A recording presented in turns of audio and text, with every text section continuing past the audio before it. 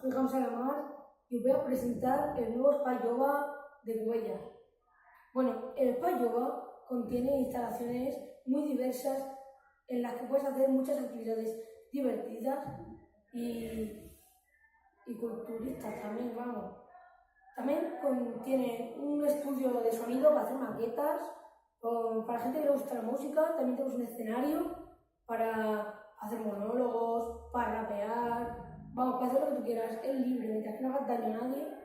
Bueno, el espacio joven, principalmente, la principal idea es ayudar a la gente con problemas económicos, familiares, enganchar las drogas, cualquier cosa, un vicio.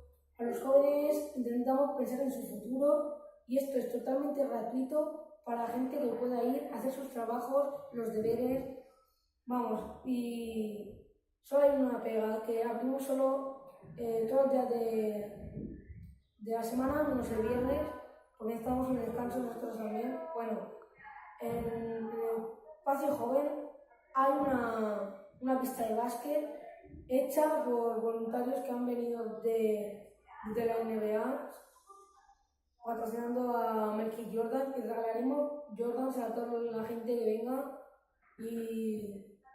y os estaré esperando. Muchas gracias, hasta luego.